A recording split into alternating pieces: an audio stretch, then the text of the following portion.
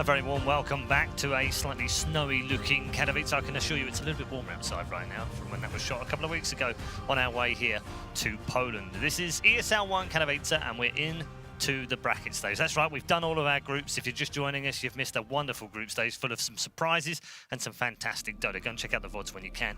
Our upper bracket semi-finals are well underway. I can tell you in the other one, which is over on Stream B, I don't want to spoil it too much because you might be watching it.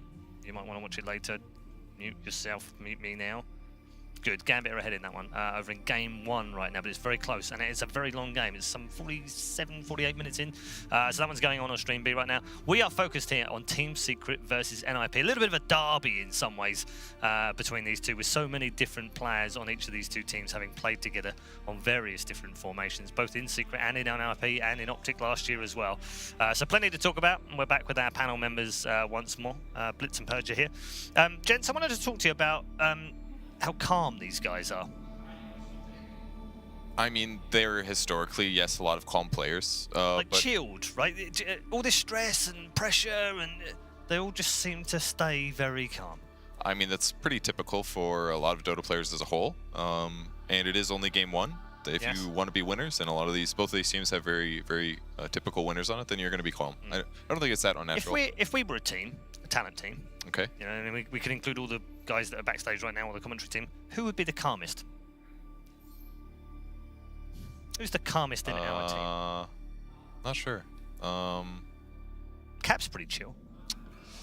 I don't think Cap would be the person I would name. Okay. Well, you've played with him, so that might influence you a little bit differently. Just because if someone is, he's very good at pointing out things that are wrong, and he gets amped up when he does it. So I would not define that as calm. Okay. Not saying that in a negative way or Shiva? toxic way. Shiva's quite calm.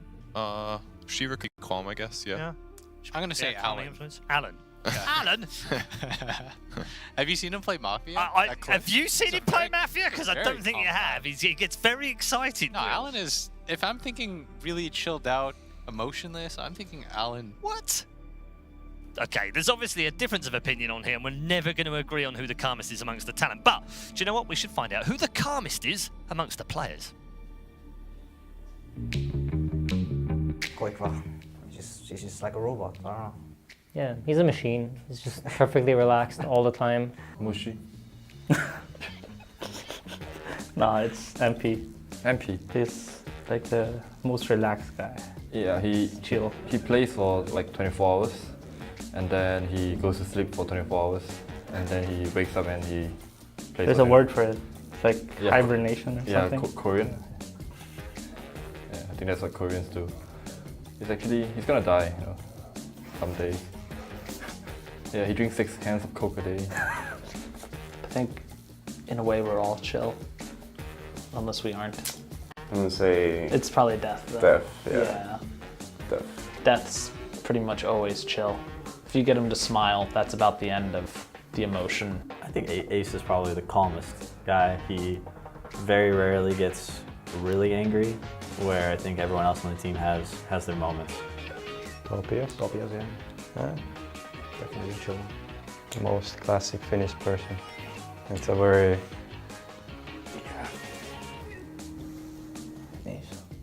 Yeah, Nisha. Nisha is A ghost. He It does not exist. He doesn't do interviews. Doesn't do social media. Just plays Dota.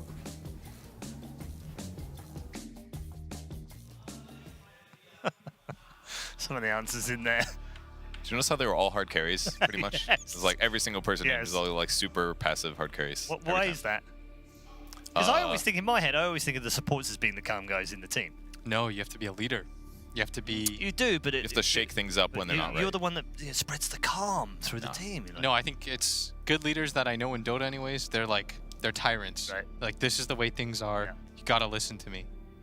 It's a Kuro, Puppy, PPD. Like, carries have to be consistent because the way that you play Dota well is the way carries play is that at every point of the game you have to understand exactly how strong you are, and you have to abuse that limit just a little bit over what you're capable of doing.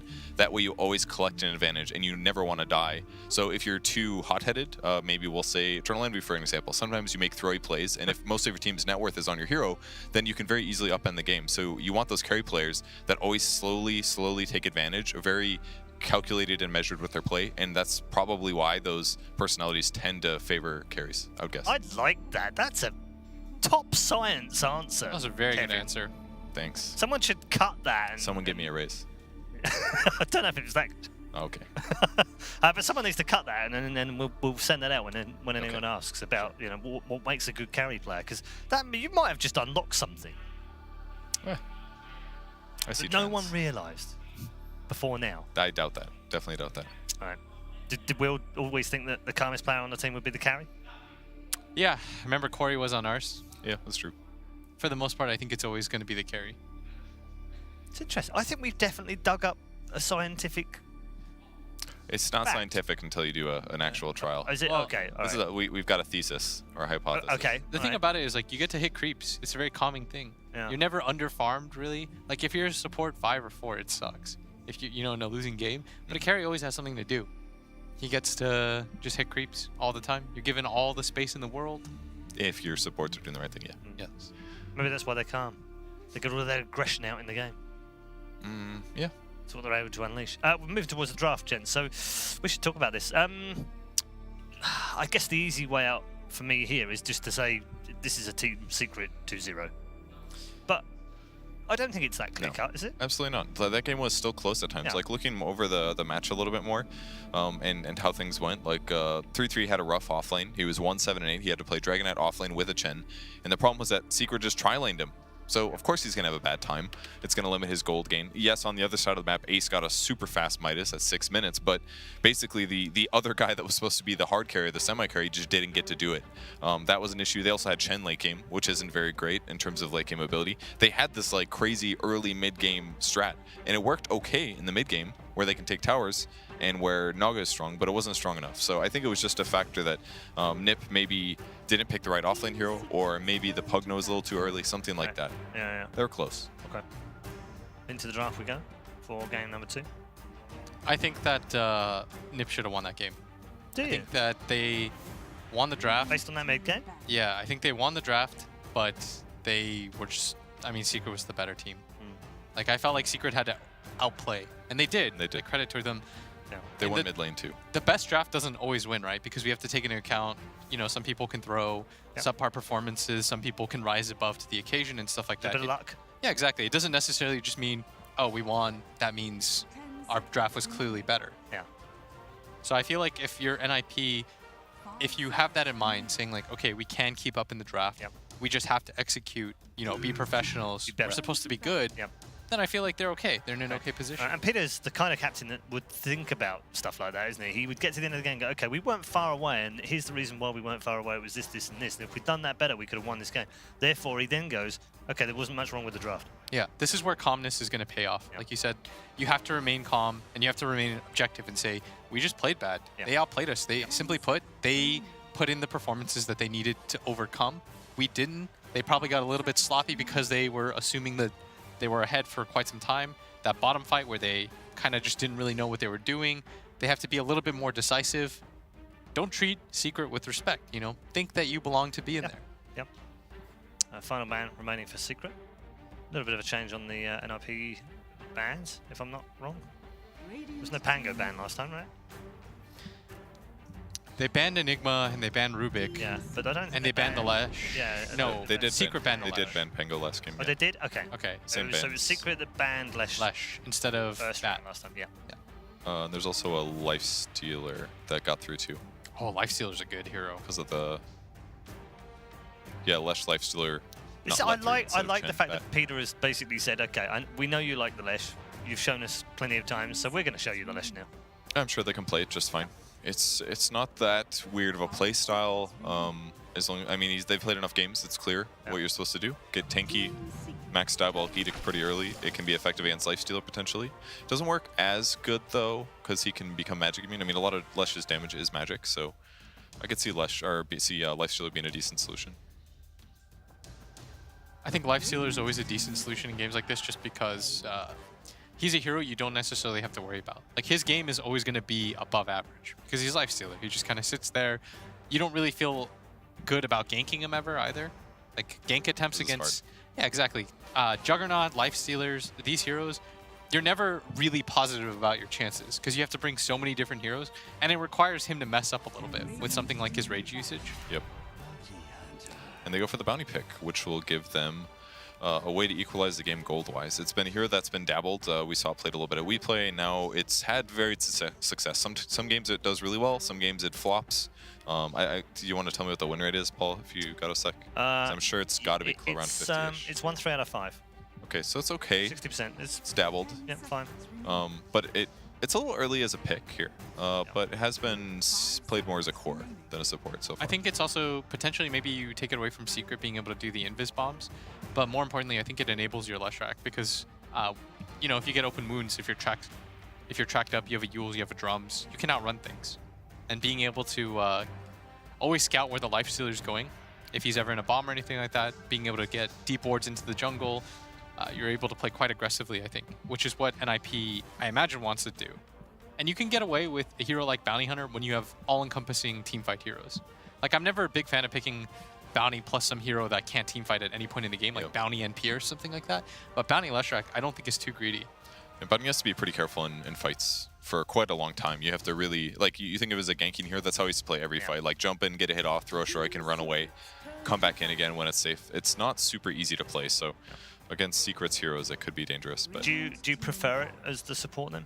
For that reason? It just doesn't work very well right now because of the damage basically of your attack has been put fully into Janata. Your invis only slows people now. So you can't just get invis and both be invis and do damage. It's just like, okay, you'd have slow, but they don't care about that. It's not worth picking him for that. So they have to lane him, they go like 1-4-1, and then they just participate in team fights and get track hold. So it's a bit of a different play style. You have to buy a lot of really conservative items, and you just have to slowly ramp up and then just funnel your team gold is the goal. Secrets turn to battle. And they're trying to get rid of the potential vehicles now for the lifestealer.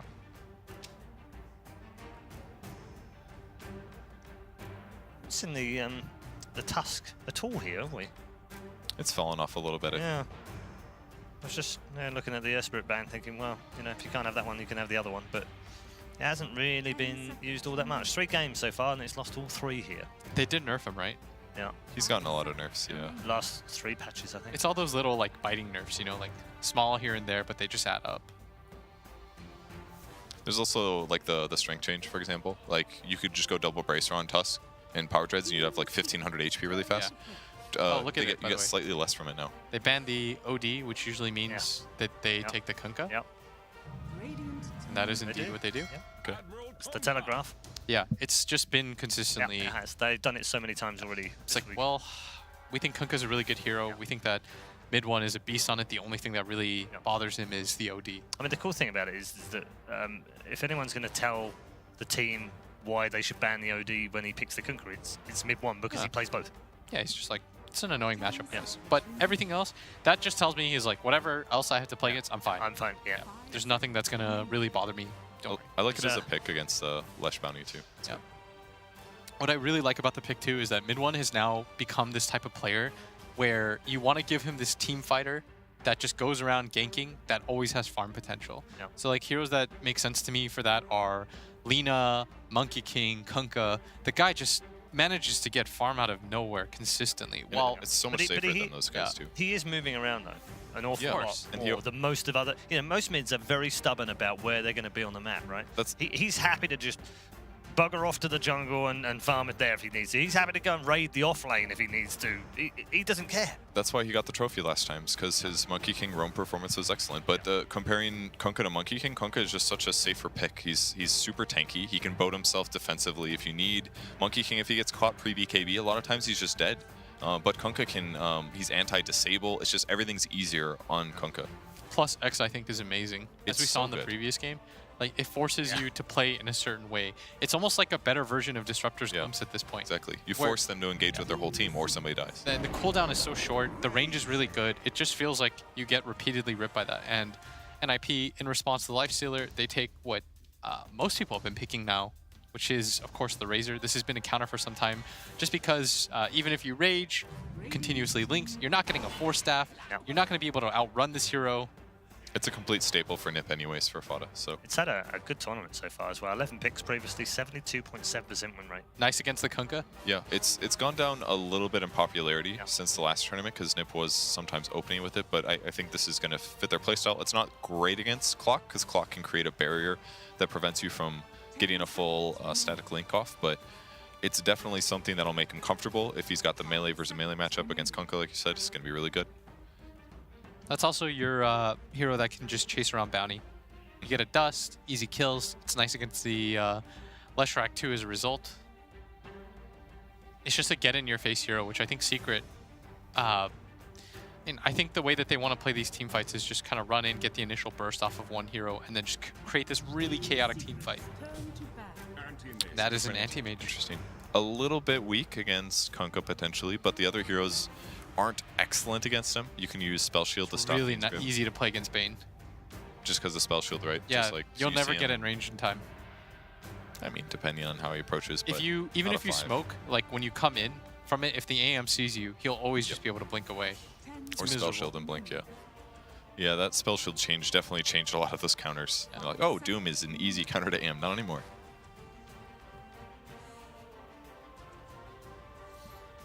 And so for Secret, I mean, Clockwork really doesn't feel good. Bane doesn't feel good against that hero. Lifestealer Kunkka's too. okay, but like even then, you can eventually get something like a BKB, and you have options around it. Even like Lifestealer doesn't feel great. It's like one of those matchups where, yeah, if Lifestealer and AM fight to the death, Lifestealer's looking good, but AM is always going to be able to control that fight.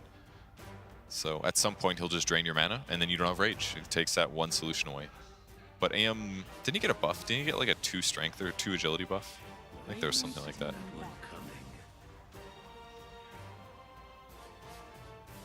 Oracle ban from Secret.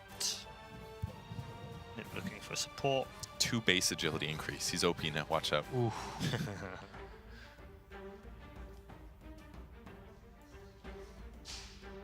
And what is Secret looking for, by the way? How are they going to lane this? Nisha on the Lifestealer.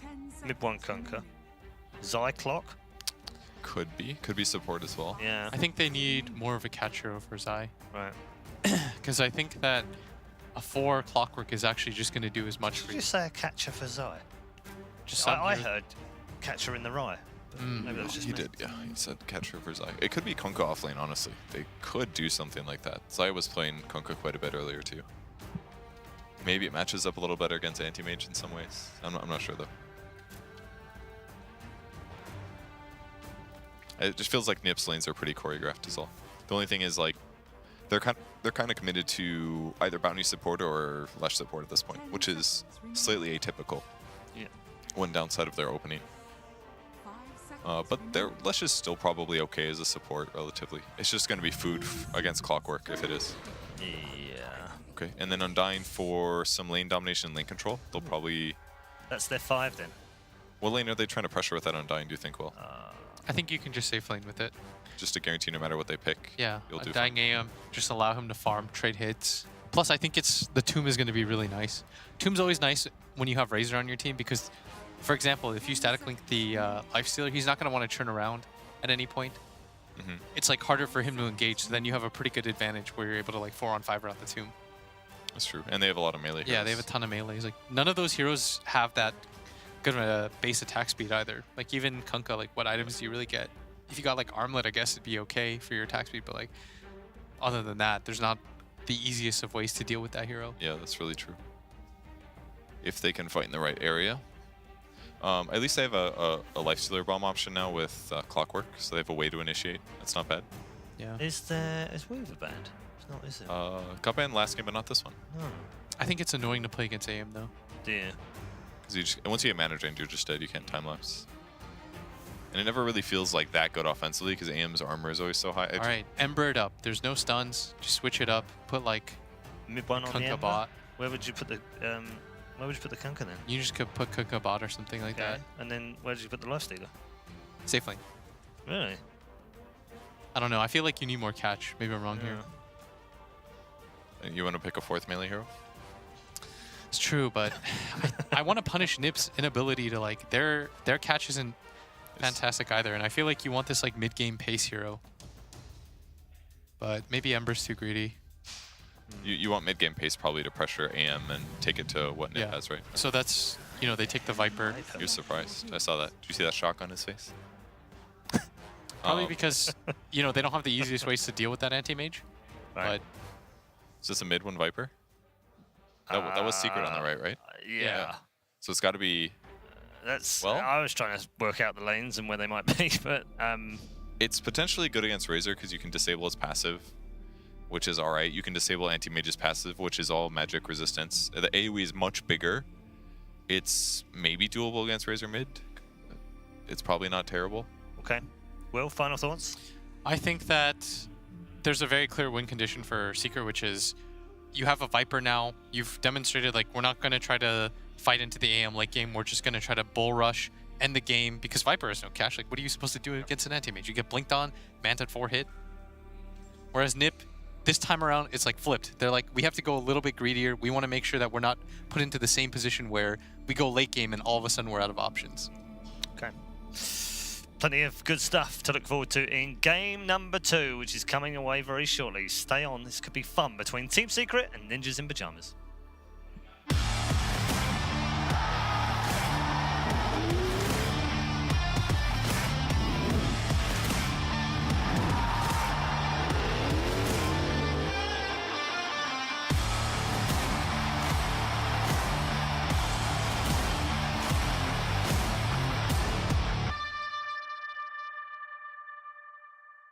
Game 2, ladies and gentlemen, of Team Secret up against Ninjas in Pyjamas. Just about to start with myself, ODPixel, and of course Fog. We've seen the drafts.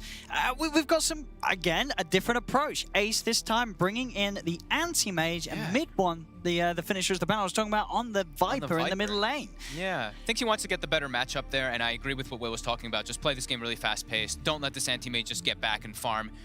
Because it's, looking at team fight, how are we looking? The one thing I'm concerned is, like I think the Viper also gives him a way to hit the Tombstone, which is good, but I'm looking at NIP's draft, and they are very limited on their catch and disables. Their only stun is a Lesh. They've got like Shuriken Toss and Mana Void, but they don't have anything to keep anybody inside of that Tombstone. Like, they throw the Tomb down, Seeker could just look to walk away from it. There's a lot of different things that they could look to do here. So I think they're probably going to need some like Yule Scepters, Atos, which is the builds that we've been seeing. I've seen Razors building Yules a lot. The Atos on the Leshrac was one of the common choices, so... They'll itemize to make up for that lack of catch. But NIP, obviously, they've got some very good things going. The fact that Fada is on his Razor, arguably one of, if not his best hero at the moment in this patch. He's had so many dominant games on the middle Razor. Not to be fair, not just this patch, obviously in the past. You know, this was Fata's hero. So we can expect big things from him in the middle lane. And it's versus a Lifestealer, right? Yes. So the overall... You've got these good heroes that matchups, at least in their fights. The laning situation, as you say, might not be the easiest of starts for him, right? You're going to see mid one be able to punch back a bit in that middle lane? Or? Yeah, mid one's going to be able to punch back. That's why they did this, because he can just... Getting the link on a Viper is just not going to happen. He's going to poke you, and then you're going to lose some damage. It's going to be like 7 to 14 damage, maybe maximum, which that is probably enough anyway for the Razor. And we'll have to watch what Sox is doing, because it is that support bounty, right? So we've seen Soxa play support before. A lot, actually. This was one of his better heroes for quite a long time. So we'll see how much impact he can do, because we've been seeing mostly bounty as a core. So right away, ready with Janata. They actually show 3 heroes top to put that pressure on to slow down the Lifestealer's farm. Which means Anti-Mage is going to be left alone for a moment until they move the Undying more likely back bottom. And do you think, will that be enough for Ace down here, just having the one support? This isn't a situation where you could expect to see them want to put both supports sort of around him, even have Saxa sort of sit down there to pressure, or take the pressure off the anti-mage's lane? I think Soxa wants to make sure the 33 can get stuff up here. If Soxa's not here, then the Bane Lifestealer are just going to ruin this Leshrac day. And I think Undying is one of those, he's the king, right? This is the king 5 position. You're playing against 2 melee strength heroes. So they're bound to get double decayed. Well, we'll see, indeed, how much PPD can bully back both Zai and Yapsor. As already, Zai's going to get chased away from the bottom lane to start things off. Did you notice what Zai did there in the beginning, too? He actually body blocked Nip's wave so that it would be under their tower. So now the wave pushed out, and now he's going to be getting experience up here. That's smart. I've seen that a couple players actually doing that. I thought they might do it with the Cogs. That's one of the other plays that we've seen not some teams do, but I've seen it in some pubs. So as you say, sort of regardless of what NIP do with this first wave, you are going to get that early XP on your off lane. With this wave easily pushing in underneath the tower. So Ace will try and get his hands on the side, trying to burn that mana if possible. Yeah. I'm curious to see what Yapster's going to be doing in this game. As this clockwork. I haven't seen too much support clock. We've seen actually a couple core clocks here, right? I think I saw Tavo play it twice. Yeah. Even. Yeah, we've seen Tavo clock. Yep. Hero is maybe coming back because of the changes that he got with that, of course, the cast point removal and better mana efficiency on your spells. He'll be good at isolating the Razor and the Leshrac in particular in the mid game. That's probably going to be his biggest goal, and just being that delivery system for the Lifestealer. I see Absol trying to go for a bit of harassment with the battery assault, but it tickles. It's yeah, and as you say, you've got to be careful as this dual melee against the Undying. Blocking the hard camp again, though. That's the second time they've made sure they do that, so they can't actually keep pulling the lane backwards and getting that creeper equilibrium in a better spot for an IP. And that mid lane, look at it. It's Mr. Fada on his Razor. Fada, yep. Mr. Fada doing very, very well with the CS 10 for 7 against the 4 for 1 on these early levels. He got a 45 link. Mid one stepped up a bit too far, it seems. We'll see Mid one be able to get a little more aggressive now that he is now level 3 alongside that of the Razor. Top lane 33. Having to go for the stun to try and hold Nisha back, because it does take quite a bit of damage there from Nisha's Lifestealer. Puppey has also turned up again with a double damage win that he's picked up, so he can keep the trade going pretty nicely. 33's only got one more stun to work with. Won't need to use it as he is able to cut his way back through the trees, get back towards the tower. Man, I didn't actually notice how much Nether Toxin actually does now with the patch. It's 30 now at level 1, and it's 8-second duration, so that's 240 damage for a level 1 nuke. Sure, they have to stand in it. But sure, but it's this area where you can't stand. Yeah, you don't want to wave out, and it's pretty large now, but another 45 link, as Fada will continue to have an excellent time. Yeah, it's pretty cool. 85 games. Yeah, no surprise there. Fada easily at the top. And with, well, the second best win rate out of the top 5, Mr. Artur. He's the one that holds the highest in the top 5 most played. Yeah, Arteezy at the TI4 era where he played Razor every single game pretty much and dominated. Oh, Ace. Playing on the edge here. Whoa. As, yeah, of course, I did try and go for the prediction play with the torrent. Ace was able to dodge it out. Does have a salve. He's still getting great farm down here. Absolutely, yeah, look at the denies too. Yeah. Getting a lot of denies on this bottom lane as the anti-mage. Being able to sort of keep the lane held in a very nice position for himself as well. Yeah, it helps when you have an Undying lowering their base damage, right? Because these are strength heroes, so the more they get hit by the decays, the lower their damage. It just allows anti-mage to get more secure. Last hits. And yeah, Midwin's just using the Nether Toxin actually just to clear the wave and push it onto the high ground of Fada, but Fada will glyph the wave and actually just walk at him. Get that 49 link again.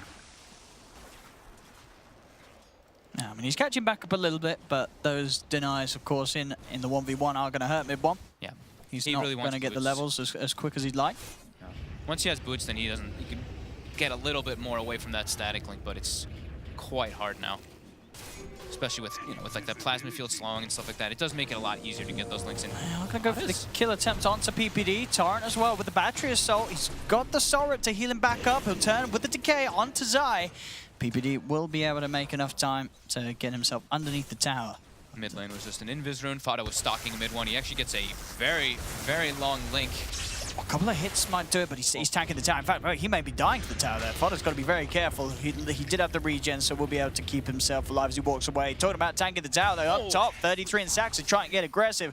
But the tier 1 tower starts hitting into 33, and he will die. I think Fada was actually hoping that his, his unstable current would hit him, but he was in the Nether Toxin, so that Nether Toxin disables that unstable current, of course, because it is that passive. Bounty runes come out, 2 for 2. It's Puppey, pretty low. He has got a brain sap. I mean, 33 landed the stun there. Could have potentially been a kill. Saxon's got his eye on the courier. So we'll need, what, a couple of hits. He's got 2 points in Janata. Bam. Just the one then. Very nice there, getting that courier away. Might, I mean, how's the sort of the regen status in the middle lane? Mid one, he's down to his last tango, so if Fada can play aggressive in any sort of way. He's fully caught up though in last hits because he's just spamming Nether Toxin. 3 points in Nether Toxin, so he can actually push the wave in quite hard constantly. He was considerably behind at level 3. He had about a third of the CS of Fada. Absolutely with this skill build, just catching all the way back up to the Razor's farm. You gotta remember that magic resist reduction too, just making him do even more damage, because his damage is a lot of magical on this Viper. Your Viper Strike, even your poison attack on top of that Nether Toxin. As we do see, there is a level 6 Viper, so they are trying to set up mid on Fada with the clockwork rotation, but top in the meanwhile, there's some trade back and forth. Saxa continuing to steal a little bit of gold from Nisha and Puppey. And here's the wraparound. Set with the cogs down, it's going to provide this easy trap. Doesn't matter if he's stealing the physical damage, there's more than enough magical. It's just the combination of the Nether Toxin with the Battery Assault makes short work of that Razor.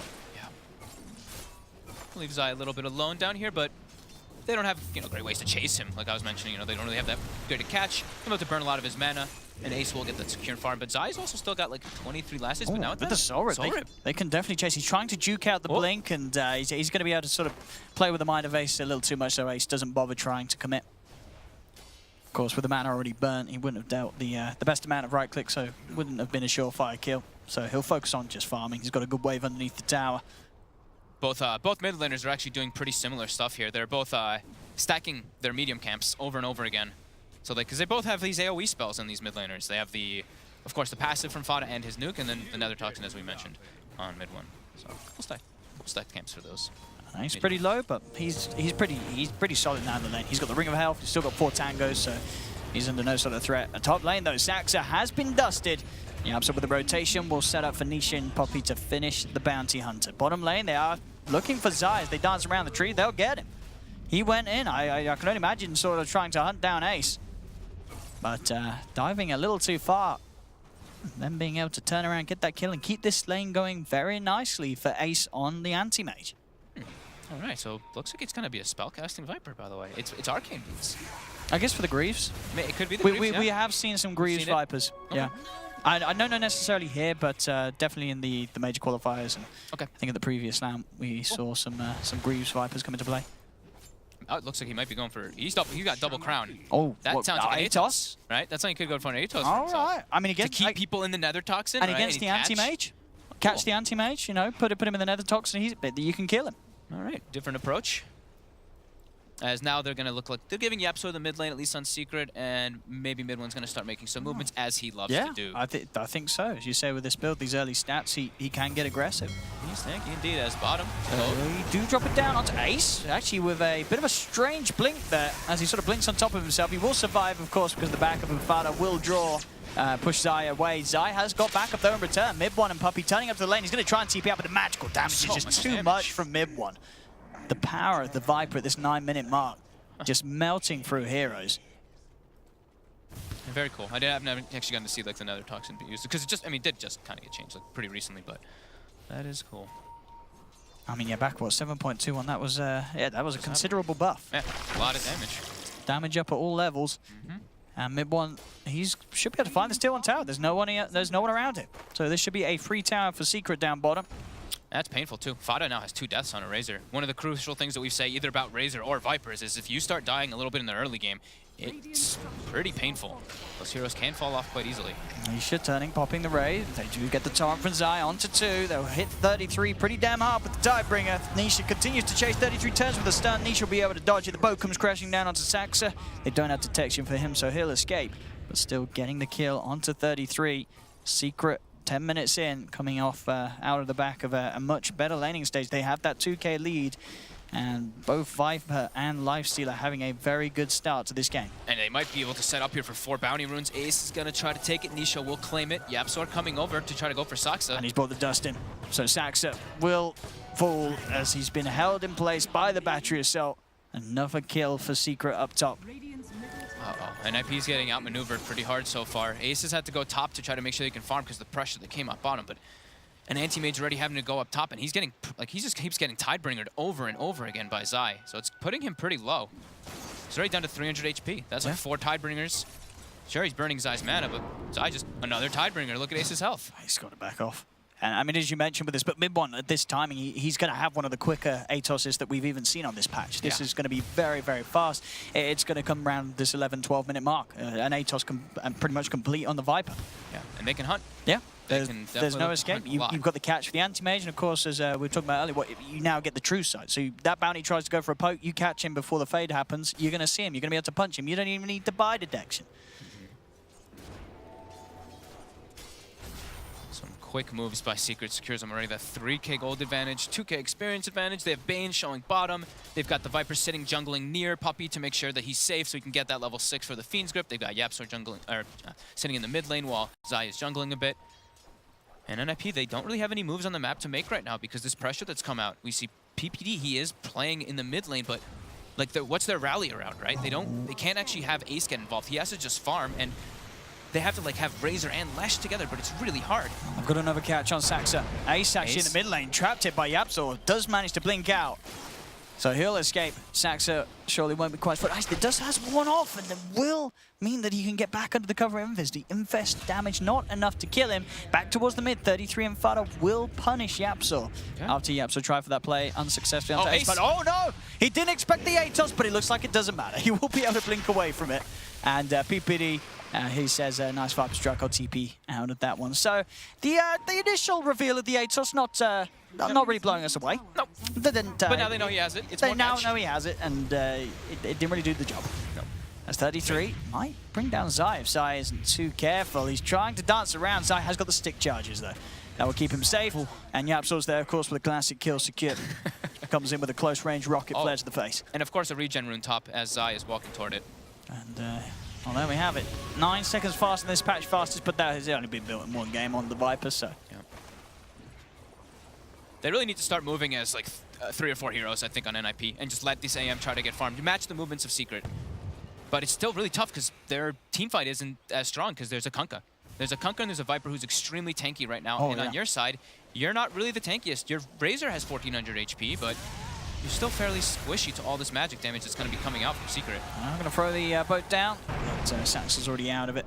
And even if it did hit, wouldn't have been quite enough. And yeah, I mean, Secret with this lineup, they are going to be able to start moving as 5, especially once mid one does have the Greaves finished. You're going to have this 5-man that, I don't know if NIP is going to be ready to fight at this point. Yeah, they got their Midas finished on their Lifestealer. You know, 13 minutes, a bit slower than some, but he's able to get at a pretty good pace. And he's got an infest. He's got a unit that he can infest in this game, the Clockwork. One of the more important things as Lifesteal when you're playing versus Razors is having that vehicle so that you don't, walk into a fight and just get drained. Get that instant try to burst onto that Razor hero. So. And they can certainly do that, as we've seen. Just the combination with the Nether Toxin, you can burst Fada at this stage again. Saxa looks like he's going to try to be annoying here for Nisha, but an immediate TP from YapzOr. And he's got the hook shot ready and waiting. He'll jump into the Centaur, mind controlling to get the stun off. Easy kill for Secret, and it's now 8 for 2, 5k lead. It's getting a little rough, a little quicker this game compared to game 1, where at this stage it was pretty damn close. Is he going to backdoor the tower here with Edict? I think that he is going to. He wanted to try it. He wanted to. I saw with the people talking Lifestealer about around, this. it's a little scary. Yeah, I saw people talking about you hiding in these trees now, and especially with the new. You could do it in the past. Can you do it? Can you do it from that position on the top lane?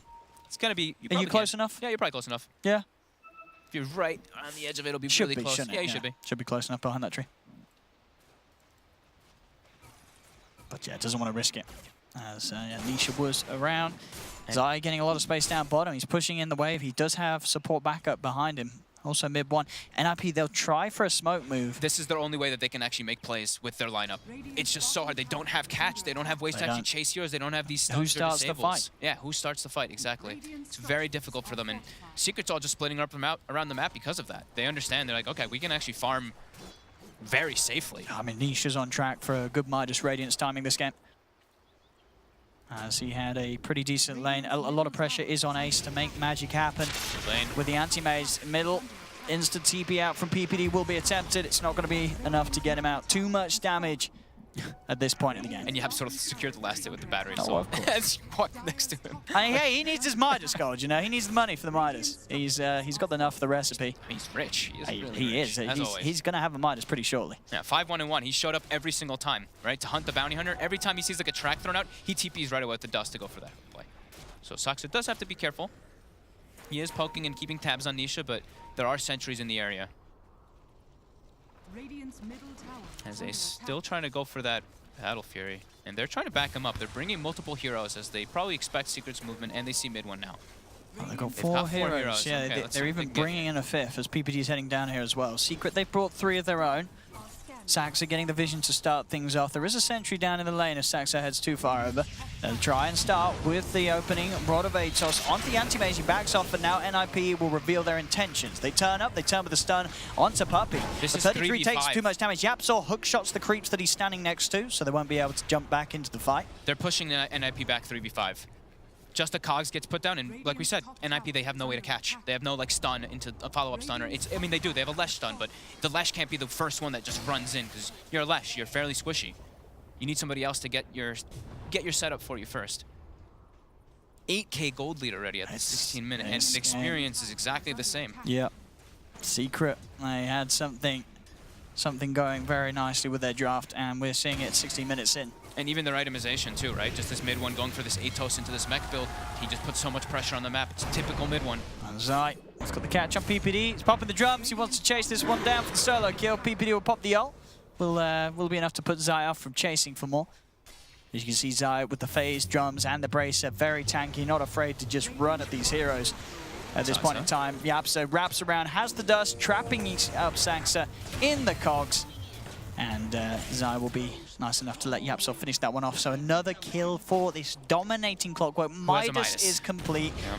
Bottom lane, I'm going to see the push up the high ground from Mid1. Will be responded to by TPs immediately. He'll run away, toss the Razor, but with a 4-star fighter can still keep the lead on him. But the counterplay is there from Puppey. Fiendscript just straight up onto the Razor. That's Fada dead. A buyback's come out from 33, but I don't know if that's going to be enough to allow NIP to actually fight this. Mid1 was on their high ground. He just walked It's up 17 there. minutes. He was just on their high ground on the tier 3 because he knows like their catch is so minimal. What are they going to do? And now with the Rod of Atos out onto PPD. He'll fall surely as well. Solrip will not save him, cannot have the opportunity to turn and pop a decay, as it's now an 11k lead. As Secret, they are not messing around here in this game too. They're pressuring They are ready to try and finish things off this game. They'll send Mid1 back to base as he's X-marked. He's able to TP back, grab himself the completed mechanism. They find Saxa sneaking around at the back lines. Oh my god, this is a brutal. Yeah, this is just a beatdown now at this point. Anti-Mage, I mean, you see Ace, he's trying to get farm. He's got his Battle Fury finished, but he does. What can they do? I mean, they're already getting knocked on their front door. They've got, oh no, they've got it. Okay, it's just Zai. So Ace should be fine. Oh, actually with the rocket flare, it's kind of close. Nisha's here to catch the blink. All right, yeah, Nisha's got him then.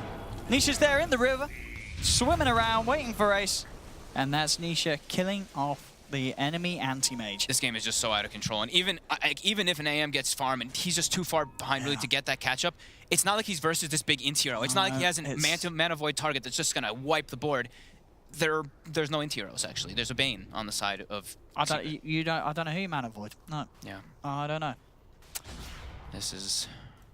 I mean, real tough for NIP. Picking a Battle Fury carry in this age of the Midases, that's a bold move, and it's not paying off. It's not paying off this game for NIP. As soon as Fada shows top, Nisha's already wrapping around. Yapzor's here. Fada. Let's get a static link off onto Yapzor.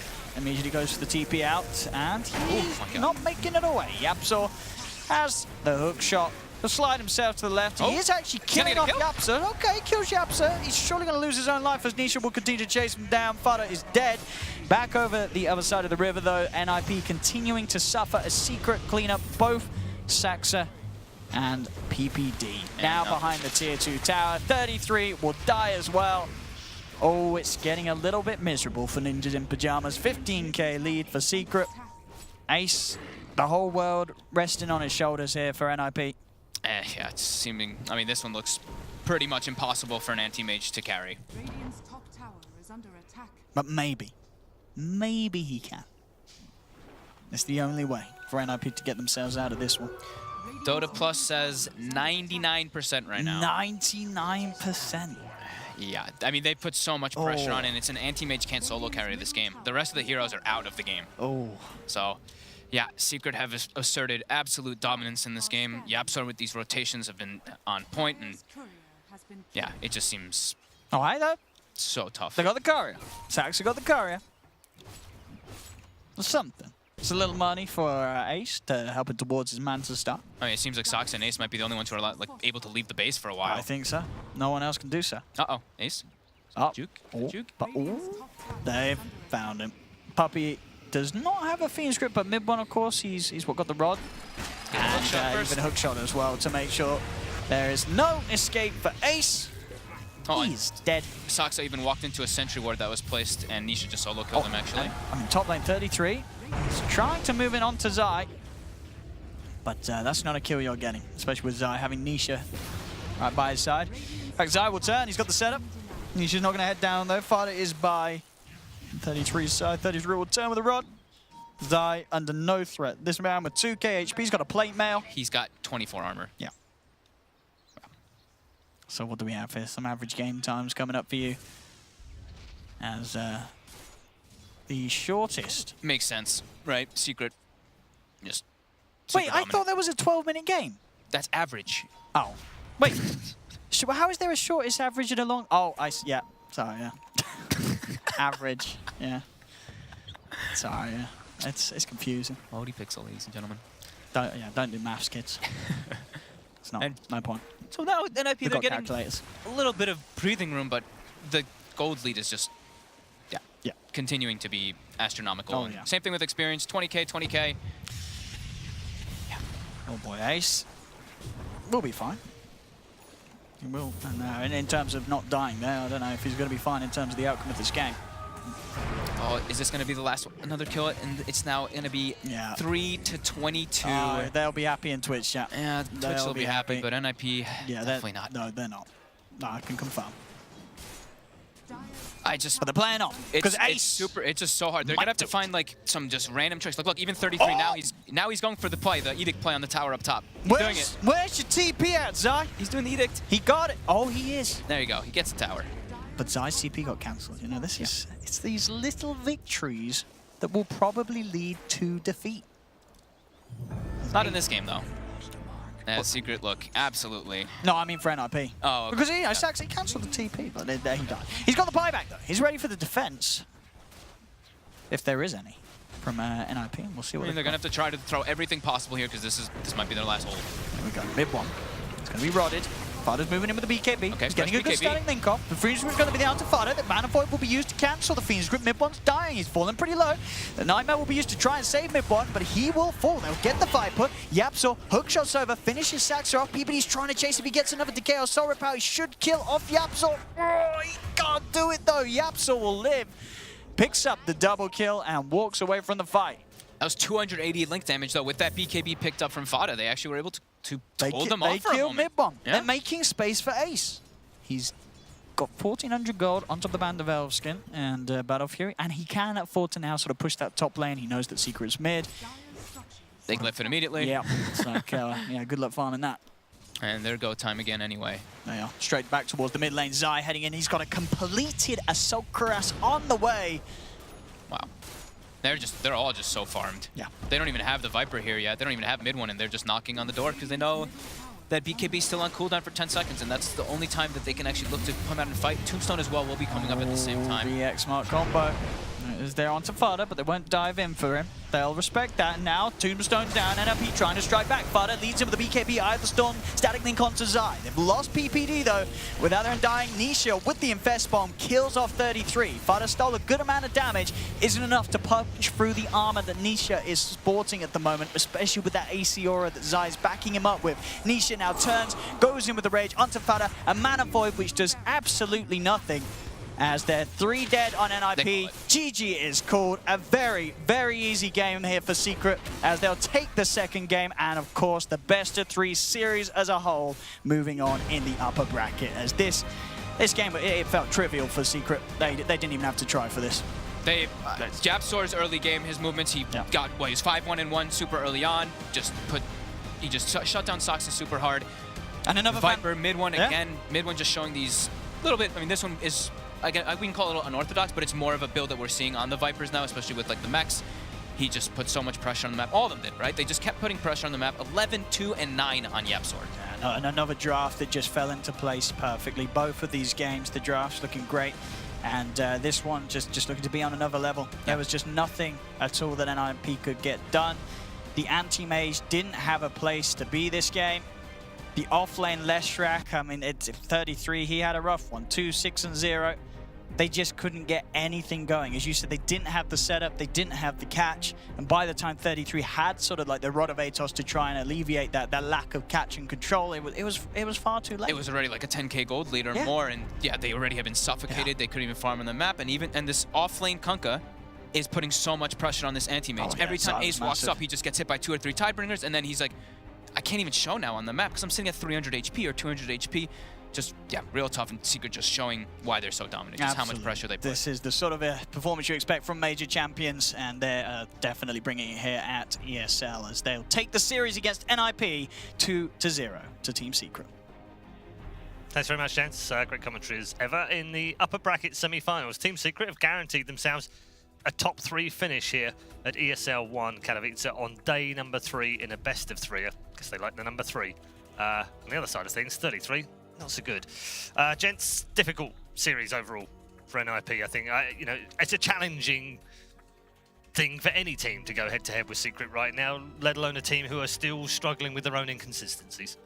Yeah, that was a tough game. It kind of felt like one of those games where you don't even get to play Dota because the laning stage goes so bad. I mean, there was like a 14k net worth advantage at 20 minutes. I don't think I've ever seen a game so one-sided. That wasn't already like a racks down. Yeah. All their picks just didn't really work out. Leshrac didn't function well against Lifestealer, and even when it did, it was Zai ganking often. They shut down the Bounty Hunter. Bounty Hunter got no kills or assists on the map. It just, almost all their picks just felt ineffective. Yeah. Where did they go wrong, Will, in that draft? Did Peter get misled a little bit during that draft? I think he probably thought, like, this is a pretty free anti-mage game. Like, there's no real hard counters, but I think he also underestimated the pace at which Secret can play at. And this is where you see this is a championship caliber team, because they're not a one-note style kind of team. They can play the late game as they demonstrated in the previous game, but they can also just push and try to win the game at 20 minutes with their pure aggression. And that's the thing about playing against Secret, is they just lay on the pressure thick. It was so one-sided. The Viper pick was awesome. The skill build he went for is cool. He built a Rod of Atos as well to like further give them a way to deal with anti-mage. And it was actually, like, Will, you said that it wasn't going to be that great against Counterspell with the Reflection, and it wasn't necessarily like, oh wow, they got kills because they had Atos. It's more like, if he shows up, now he's actually a threat. Because now if Anti-Mage does get rooted, it's another disable that could be added with something else to kill him. But I really felt like Zai was everywhere constantly. He basically showed up and killed Leshrac a few times and thought like, oh, I'm a tanky guy. With this Lifestealer, we can kill you easily. Like, Leshrac is countered by anti-mobility. I felt like the Kunkka was actually so good as a pick that game against Anti-Mage, against Leshrac, even against Razor. Those are 3 heroes that need to move fast to be survivable, and if you can counter that with an X, it's really hard to play them and keep getting ahead. Yeah, I feel if Zai wasn't on the kind of fire form that he's on, we'd be talking about Nisha as, you know, home soil guy, potential MVP. I even had a couple of Polish friends did message me and said, can you ask Zai just to calm down a bit, please? Our boy's losing out on MVP points. He's just playing so well. Will, why? Why is Zai playing so well? I mean, if I'm honest, I would give MVP to mid one, but I feel like in this game, we haven't done that. Yes, but I'm talking about overall through the tournament so far. I think it's just, you're starting to see, like, this guy just has one of the best hero pools. He can pretty much play everything. He's a high individual skill player. He's played all the roles. And this guy's been playing professional video games for some time. You see that photo of him when he's like 13 years old and he looks all happy and he's doing that pose. It's like, this guy's been at it for such a long time. He's clearly very talented at the game. Like Kevin said, he took a long break, comes back, gets third at TI. I mean, who does that? He's just really skilled at the game, and in this kind of team, I feel like he's best able to show that. He's like, I can play everything. This Kunkka that was supposed to be mid, which it clearly was, once they see the anti-mage, he's like, no problem, just give it to me. He's become this sort of flex, I'll do whatever is necessary for us to win the game. But that doesn't always pan out well as then being the best player in the team sometimes. Because you often, like, I mean, I think back to Fear, for instance, when he was playing mid for EG, would often be the guy that just went, it's fine, just give me whatever, sack the mid, you, enable some mail. And it would never make Fear look good, would it? And yet, they're doing similar things with Zai in the offlane, but he's looking really good every time. It doesn't matter what they throw him. Yeah, and it really makes everyone's life easier. As a result, mid one gets the perfect Viper game. He's like, okay, Viper will be the perfect hero for this. Zai, can you just play an offline Kunkka? Zai's like, no problem, don't worry about it. Like, I'll figure it out. I mean, you could see that, like, I mean, sometimes he missed a lot of torrent X's, but at the same time, like, his positioning in the game, where he was meant to be. I mean, the guy was buying dust so that he could just find the bounty hunter alone. I don't even think like offlane Kunkka is that weird. Like he was playing this. I saw him play games like of this a week ago. That's why it was their pick there, because it does give them flexibility. So I mean, I think you're harping a little bit on like, oh wow, he can do amazing things. No, I just mean in terms of like you don't see everybody picking it in the same way where you flex it, because you don't have a mid laner and an offlaner that can play it at the same level. It's not like it's the craziest pick in the world, but if it was that easy, wouldn't everybody do it? Yeah, you would think so, especially because he's kind of the one that's been trending a little bit harder on Leshrac and making it look good. But it kind of feels to me like one of the reasons this game was easy for Secret was because finally everyone's catching up to them meta-wise. They're like, oh man, Leshrac's really good. Let's pick open Leshrac. And if Secret's been playing this for like a week or two already, they know the ins and outs, they know how to punish it, and I feel like we saw that in this draft. Yeah, we definitely saw that. Let's catch up with another member of Team Secret this time round. Zai is with Shiva.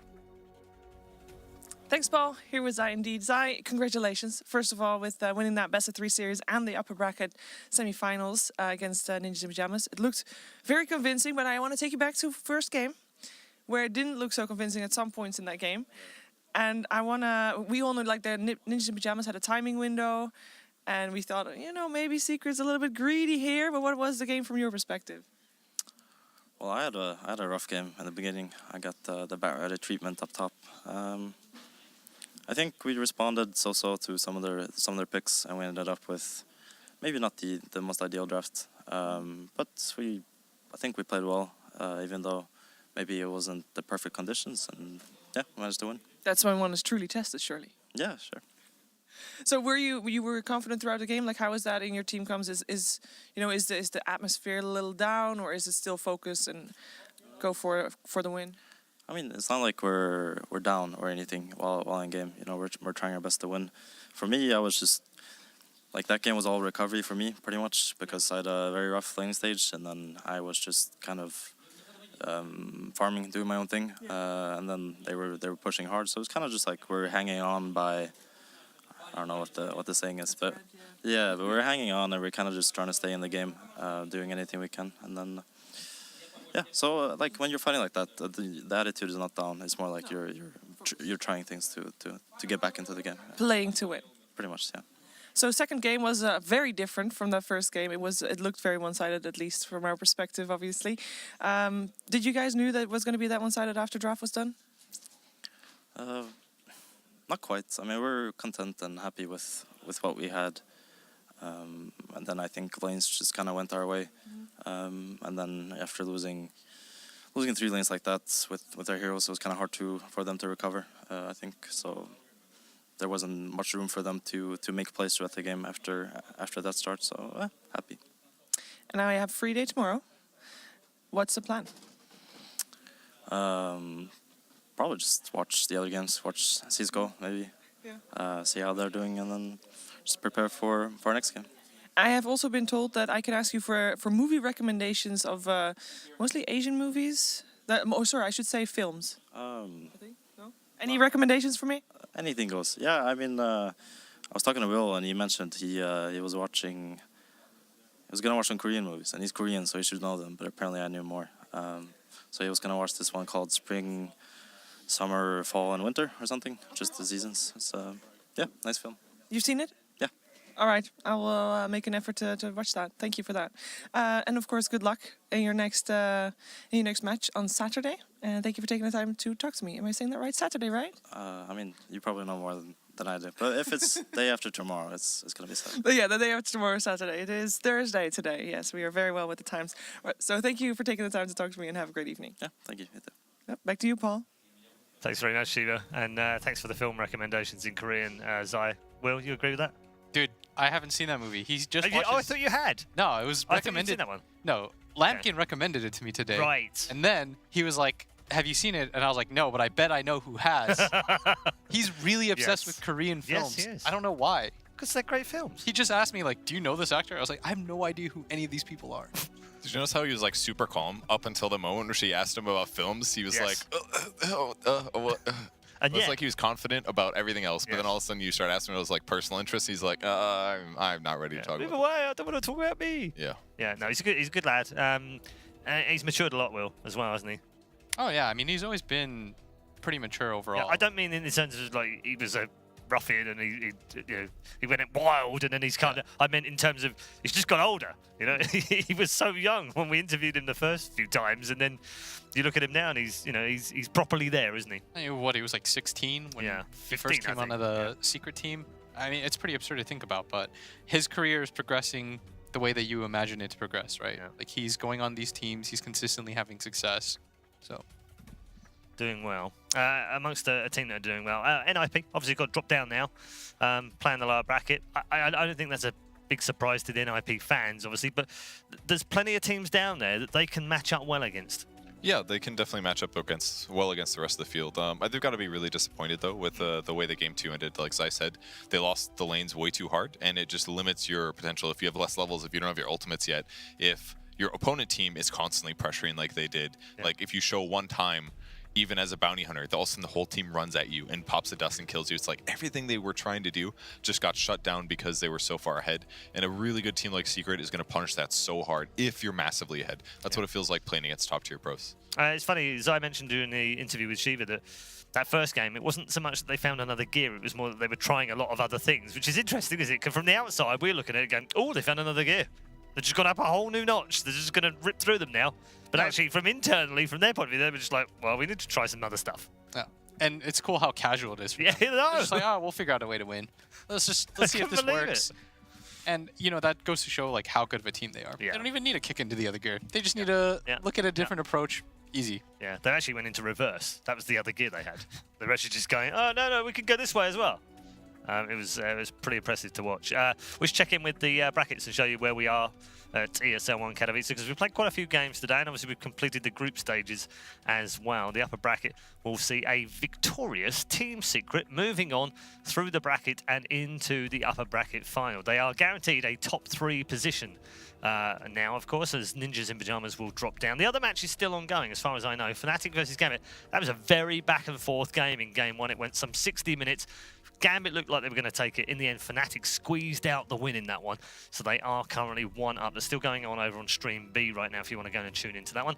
But you'd assume, Will, that Fnatic will come through that now, having had a little scare in that. And Secret versus Fnatic feels about right after what we saw in the group stages. Yeah, for sure. I mean, Fnatic look like they're on fire. That game, 1 against Gambit, looked a little bit dicey. Yeah, but it did, didn't it? In good teams, they get it done, regardless of how it looks in the mid-game. Yeah. Gambit's very good at different strategies too. I know a lot of people were saying they're like, oh, the Visage is what they did all the time. And then there were a lot of times they stuck to it, but they're picking different heroes. Their players are very talented, and they're going to definitely take it to the top teams. So who knows? Maybe Gambit might turn it around and end up playing Secret in the upper bracket. You never know. Yep. Okay, let's take a look at the lower bracket, where OG will take on Team Asta and Chaos will take on Mineski. And the winners of OG versus Asta will play Ninjas in Pyjamas as well. So those are the roadmaps for the lower bracket, and obviously one more team of either Fnatic or Gambit will drop down and play Mineski or Chaos in the other one as well. So there it is, mapped out on the lower bracket as far as the ESL 1 Katowice is concerned. We've come to the end of the day, gents. Feels a bit weird that we've already done the group stages and we're already attacking the bracket stage, and we already know Team Secret's finished in the top 3. Yeah, it is. It's moving fast, but that's the benefit of like taking a sword and just cutting off the bottom 2 of every group. You're like, sorry, you suck. See ya. Yeah. We should make a mention for the 4 that we've lost. Forward, FTD, Complexity, and Alliance all dropping out. Of those, which is the most surprising? Forward Gaming. Forward. Yeah. Yeah, I mean, even though that you knew after the major they weren't in a particularly good mind space. But still, it's 5 great players. They've had moderate stability. They had a pretty good TI run. Yeah, I would expect them to do better than that. They did barely miss the cut. They could have just won like 1 game versus Mineski, right? And they would have been up instead of them. So they just dropped the ball really hard right at the finish line, and they had to go back, and yeah, that's why they're gone. Yeah, it's weird because Complexity were in the same position, Will, but you almost feel like they slightly overperformed, if anything. I guess, but at this, like, winning that game against Fnatic, I guess, is overperforming. Yeah, well, they also beat Nip as well. Yeah, that's true, but at the same time, like, come on. Like, they had 2 very winnable games. Yes, and they should have won at least one of those 2 games at the end of the day. You get to control your fate. Yeah. You beat Aster, a team that looked like they were reeling themselves. They were ahead in both games, too. Were, yeah. That's the heartbreaking part about it all. Yeah, it's a shame. It's been another fun day. Thank you very much, gents. It's time to close things down here at day number 3 in Katowice. A quick reminder for you, though, the MVP by Mercedes-Benz is open. If you've seen anything you want to reward one of the players with today, please do head over to the website right now and place your votes. Of course, you can be like these guys and just be a bit cagey about it and wait until the grand final, but I wouldn't recommend it. If you see something, go and vote for your favourite player and put in the MVP. Remember, MVP Mercedes-Benz supporting Dota, supporting esports. Once more, we thank them very much. That is it for day number 3.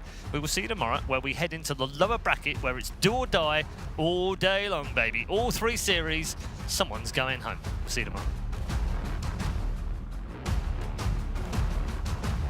Assume that they're going to be able to close this one out based on the way this game's been going, which means our next match. Told you it was a baller. They win. Oh, so many. There were 7 buybacks in that engagement. That's a lot. Another skewer.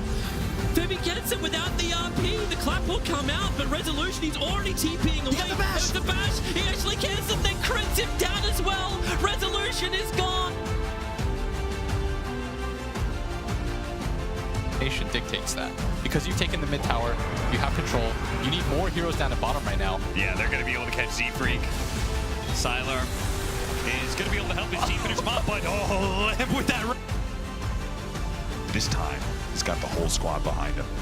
Look at this TP, 3-4-3. He's like, I'm alive again. Oh, God, I'm dead, I'm dead, I'm dead. What? Z-Freak is going to be able to pull back. Sylar, what's the Ravage can't go for him. The Ravage is going to be able to catch even the Drone Ranger in the back lines. Oh, no, that Omni Slash bounce over the neutrals. It didn't stay on the Lone Druid, but Mushi stayed on the Lone Druid. Unfortunately, couldn't quite kill him. Kills the bear. That still is not enough to be able to kill. That double damage of the Lone Druid. That bottle. There's just too much. It's not going to be fast enough.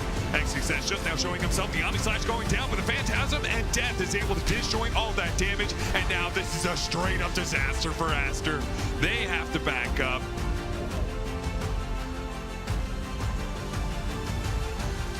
Got a mid one. It's going to be rotted. Fada's moving in with the BKB. Okay, he's getting a good start link off. The Freeze Grip's going to be down to Fada. The Mana Point will be used to cancel the Freeze Grip. Mid one dies. He's falling pretty low. The Nightmare will be used to try and save mid one, but he will fall. Get the